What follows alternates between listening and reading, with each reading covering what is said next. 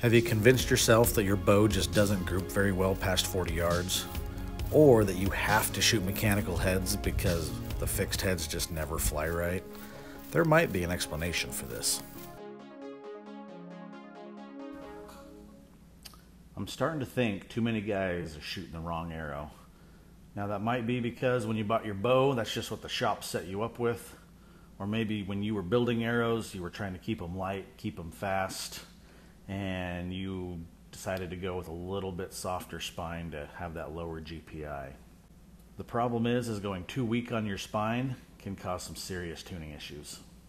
So what I've put together here is a 5-step process that we can progress through that's going to help us identify if we have a spine issue. And if you only get to step 1 or 2 and realize you got an issue, go ahead and change spines. Move up if you need to.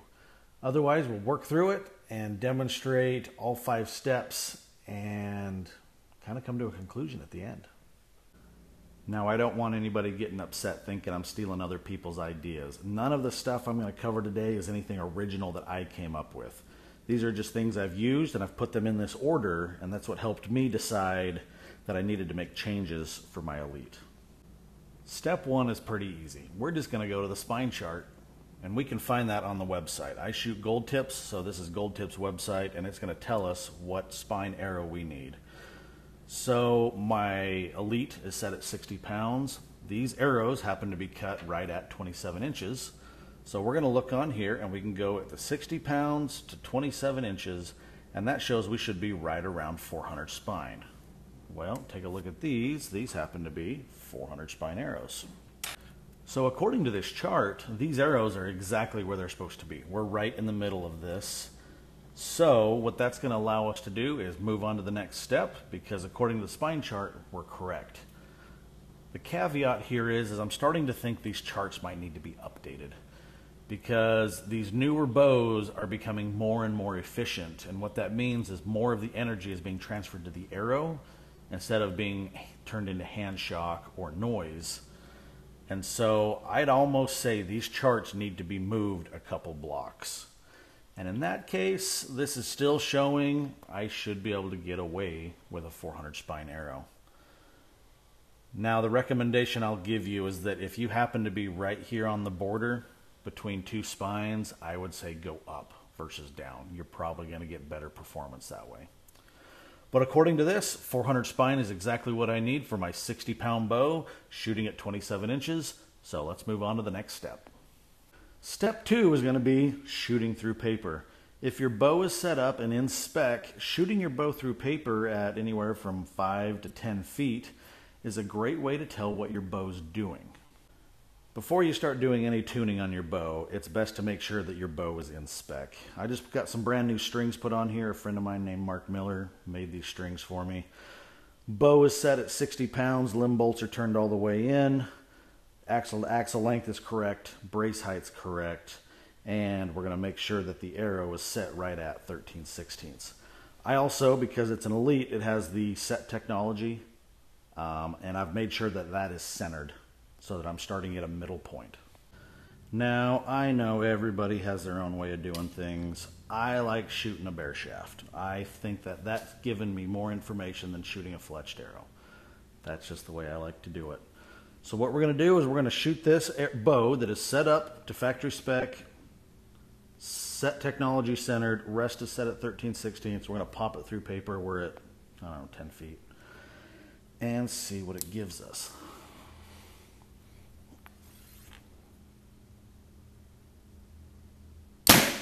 All right, that starts us off with a pretty wicked left tear, which is what's expected if your arrow's too weak.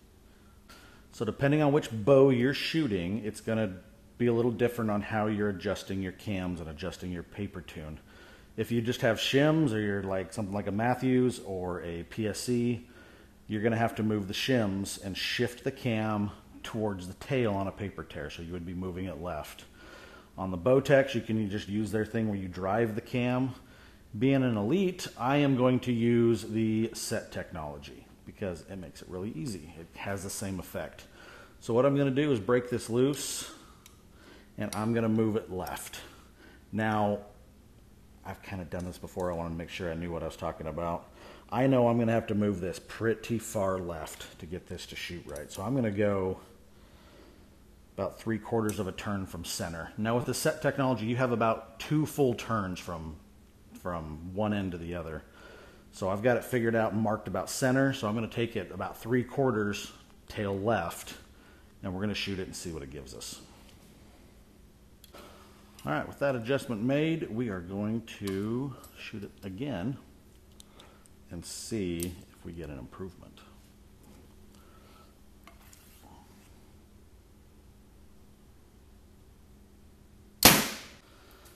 So that's obviously a significant improvement. We're still just a little tail left. So I've got a little more room in that Elite. I can make another adjustment. All right, so I pushed this about 3/4 tail left. So we're gonna go just a hair more, go to about 7/8 tail left and see how that does. This set technology is actually very, very reactive. You don't have to do a lot. And honestly, 7/8 on this might be more than that tear needs. So we'll take a quick look and do it one more time.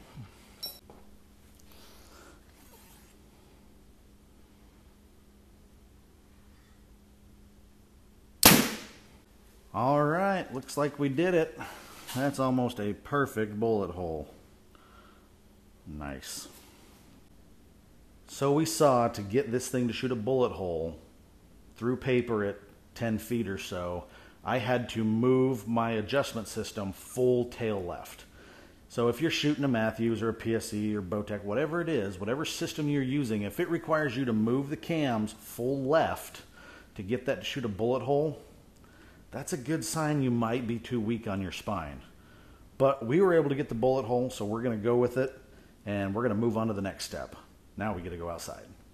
All right, step number 3 is going to be shooting on a target at 20 yards, also with our bear shaft.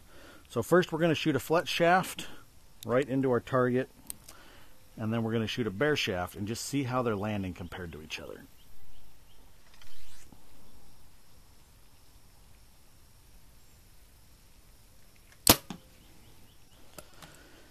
And now, I'm going to aim at the same spot. We're going to shoot our bear shaft, and we're going to get a good look at how they land.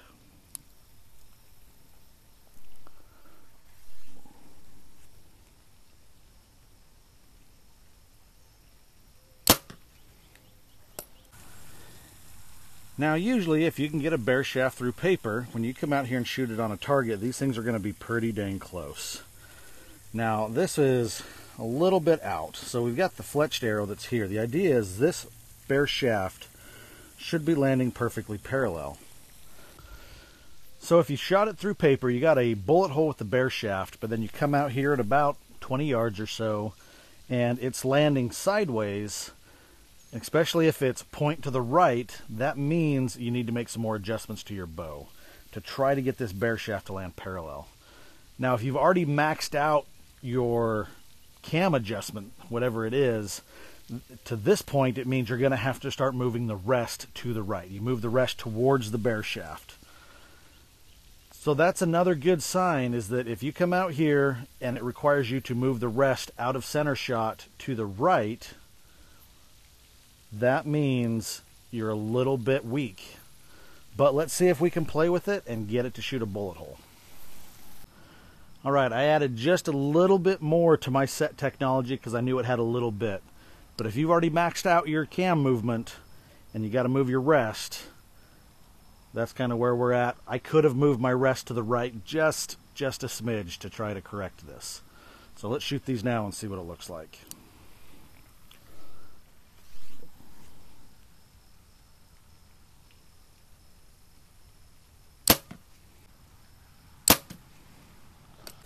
All right, this is looking pretty solid to me. Those two are basically touching, they're basically parallel. I'm going to consider that successful. All right, to sum up through step 3, if you've had to move the cam all the way left to get it to paper tune, and then you had to come out here and get it to bear shaft, required you moving your rest to the right, you're probably a little weak. You might need to go up a spine. But we were able to get it to shoot straight and get them to shoot parallel, so we're going to move on to the next step. Now, some people are going to tell you that shooting a bare shaft doesn't mean anything, and there's others that say that's the only way they tune their bow. Paige Pierce is an example. She says when she's setting up her bows, she will bare shaft tune out to 50 yards. I'm not that good, so I bare shaft at 20. As long as that's good, I move on. So the next thing we're going to do now is I've got my target set at 50, and we're just going to shoot our arrows. I've got, 5 here we're going to shoot, and we're going to just see what the group looks like.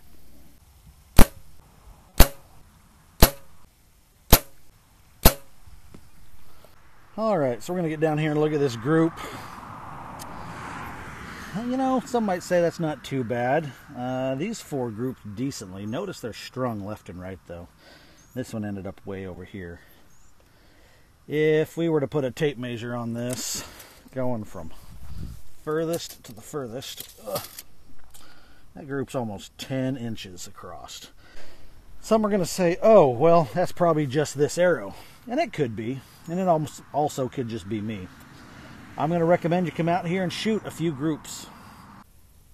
So with this part, the idea is you want to set your target as far back as you can and shoot comfortably and shoot well, and you need to shoot a few groups so that you get a good idea on kind of what your group size is. This isn't too bad for me, but I think we can make it better. So for step 4, after we've shot a few groups at our most comfortable distance that we can shoot, got an idea what our groups look like, we're going to do something that John Dudley coined the Hill method, the horizontal impact line. Don't know if he came up with it or saw it somewhere else, but the idea is that if the arrow spine is too weak, a way you can kind of dial that in is by turning down your bow poundage. And as you do that, you might get to the point where you hit the optimal spine and you're going to notice your groups shrink up quite a bit. So I've played with this bow. I kind of know what it needs. The way he recommends doing it is that you start by just taking out half a turn and then shoot 2 or 3 groups and see what it looks like. Take out half a turn, shoot 2 or 3 groups, take out half a turn. And you're probably going to end up finding a spot where it shoots better. I know that this bow needs to come out about a full turn, so that's where we're going to start. So I'm going to take a full turn out of here, top and bottom. We're going to keep them even. And we're going to shoot it again and see what these groups look like.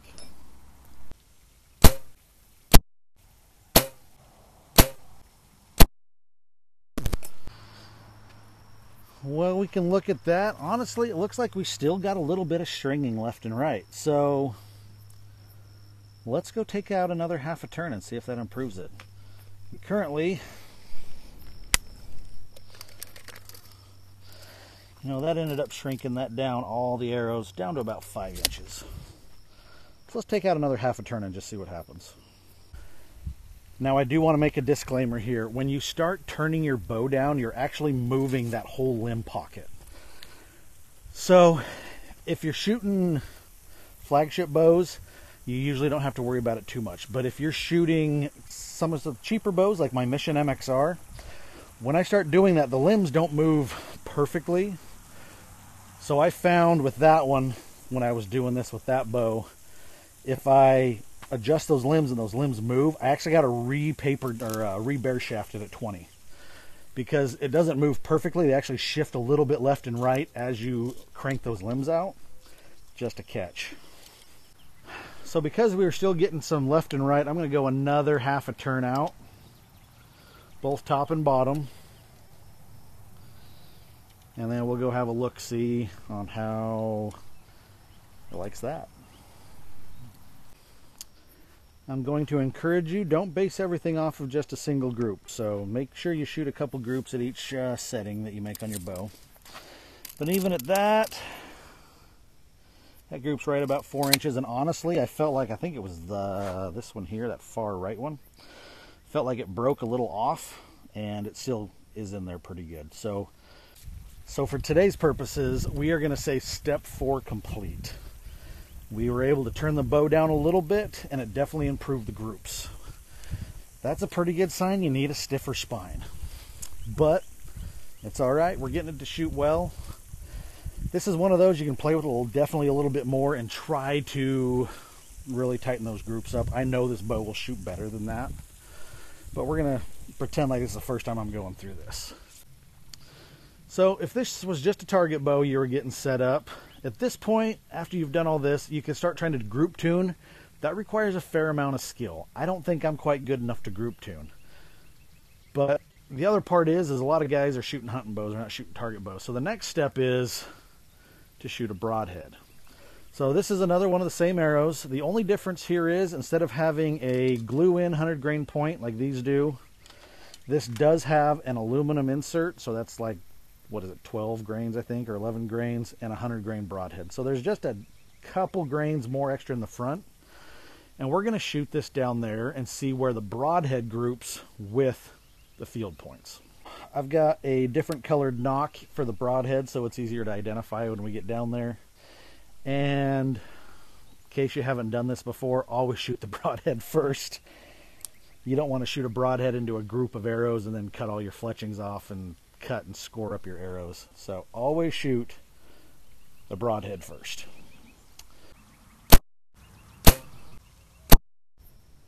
All right, looking at this, here's what I'm seeing. These are my field points. They group decently. And this is my broadhead, the one with the white nock. It landed to the right. Now this could be a simple rest adjustment. You could move the rest ever so slightly to the right again, and that will bring these things in line. Or, because it's probably a spine issue, we're going to go turn the bow down another half a turn. Again, if you want to start group tuning at this point, that would be really effective if you got the skill. It takes a fair amount of skill to group tune properly. You also could end up just moving the rest to try to get that broadhead to come in. But again, that's showing that it's probably a spine issue. But to also demonstrate, we're just going to turn the bow down another half a turn, see if that fixes it. All right, we're going to take another half turn off the top. Half turn off the bottom. And we're going to shoot the broadhead one more time. I'm going to have to adjust the sight. We're going to be off the target down there, because it keeps dropping every time I take the poundage out. All right, we are now 2 full turns out. And we're now going to shoot the broadhead with a couple field points again and see if that straightens them up or not.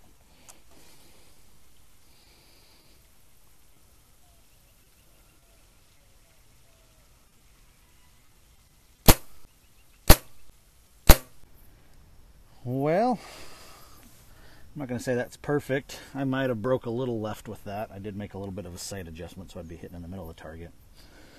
But my my field points are stacked right on top of each other, left and right, and the broadhead's just a hair left now. So let's recap what we've done today. We looked at a spine chart. It said that a 400 spine arrow was exactly what I needed for a 60-pound bow with 27-inch arrows.